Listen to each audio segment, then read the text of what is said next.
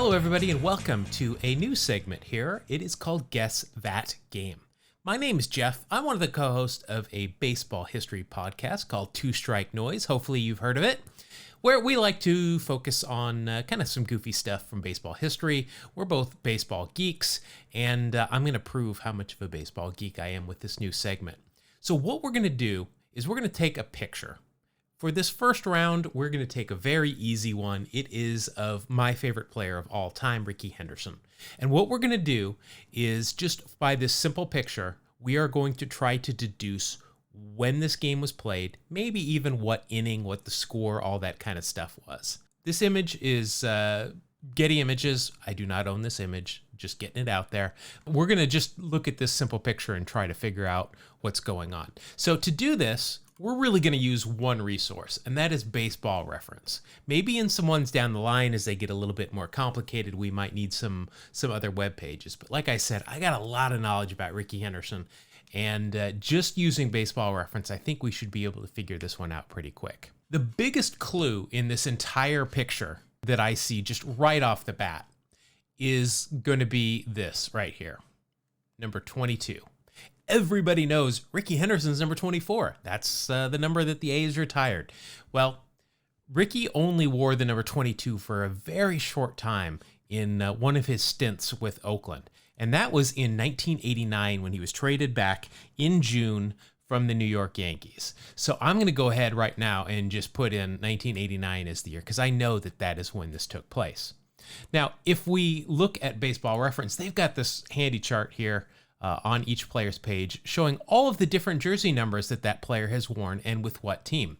As you can see, there is only one number 22 here, and if you hover over it, it says 1989 Oakland Athletics. So once again, I already knew that, but that is definitely the year that we are working with. So next thing we're going to do is we're going to come down here and we're going to go to the game logs, and we're going to pull up 1989 and see if we can figure out exactly what game this was. So as we come down here, first of all, you can see, obviously, as I said, he started the season with the Yankees. And then right here in the middle of June 21st, he was traded. He jumped on a plane, got into Oakland just in time for a 4-game set against the Toronto Blue Jays. Now, when Rickey got to the A's here, he wanted number 24, which he'd started wearing with the Yankees. But Ron Hassey was already wearing that with Oakland. Now, Ron Hassey had accumulated enough service time that he didn't have to just hand over a jersey because somebody new coming in wants it. So they worked out a deal. I've heard a couple of different things. I've heard golf clubs. I've heard a couple of suits. I've also heard that Rickey had to take Ron Hassey's place at a personal appearance, which leads me to question who is booking Ron Hassey to come have a personal appearance. That's kind of weird. Let's take another look at this picture and just a couple of things. So let's start making some notes here. So first of all, we know that this is a day game. We can see that it's bright out there, and having gone to many games at Oakland, this is what a day game looks like. Next, beyond the number 22 that we're looking at here, we can see that he has got a clean jersey on. He has got an all-white jersey, which does not happen very often for Rickey Henderson. He likes to get dirty. He's sliding head first when he's going into a bag to try and steal it, or if he's diving back to first base trying to, not get picked off. So looking at that and how white his jersey is, I'm going to go ahead and make the assumption that this is an early at-bat, probably his first or second of the game. So let's go ahead and let's add that to our notes. Early AB as well. Now, the next thing that we're going to do is let's look at this picture again. Let me hide the Baseball Reference here. And if you look on the right-hand side there, you can see a player, at least part of a player right here. Now, I already said that they're playing the Blue Jays here when he joined the team. This is a Blue Jays uniform. I can tell by this stripe right here on the pants. Their next homestand after this 4-game homestand, Baseball Reference tells us that they went on the road to Minnesota and Cleveland and then came back to face the Royals and the Rangers. Well, neither the Royals nor the Rangers have this kind of stripe on their pants, so we know that this is the Toronto Blue Jays. Now, originally, I thought this might be Tony Fernandez, because Tony Fernandez has some skinny legs and that kind of look like him, right? But then I looked at the glove, and I see, oh, wait, that glove's on the right hand. So I know that means that this is going to be a left-hander whose glove that is. So let's go ahead and let's go back to Baseball Reference and let's go to this first game in this series. So if we're looking here, first of all, we can see the start time is 5:10.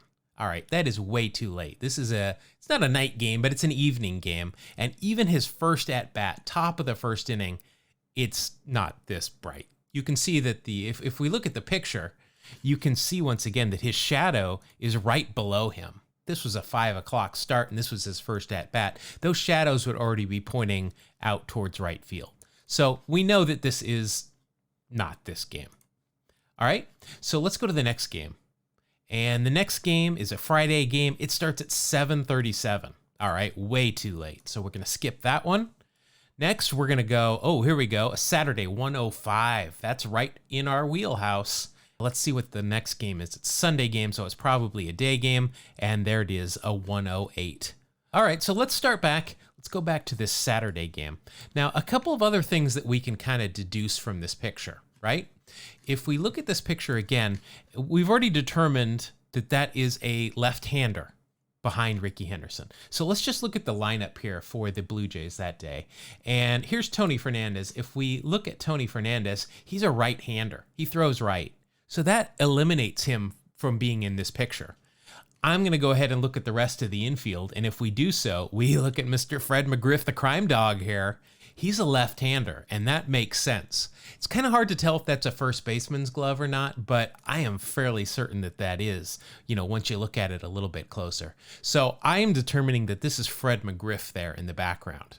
Now, there's one more thing that we can see if we look at this. Let me take that down again. Is Fred McGriff is playing back. He is not holding Rickey on base. He's playing back. So what that tells me is that there is somebody on second base. Because if Rickey is on first base and nobody's ahead of him, you're going to hold him.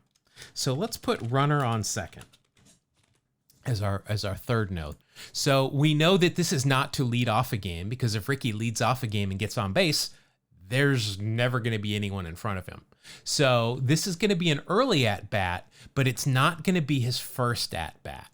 So let's go ahead. We'll put Baseball Reference back in here. Let's go ahead and take a little bit further look into this game.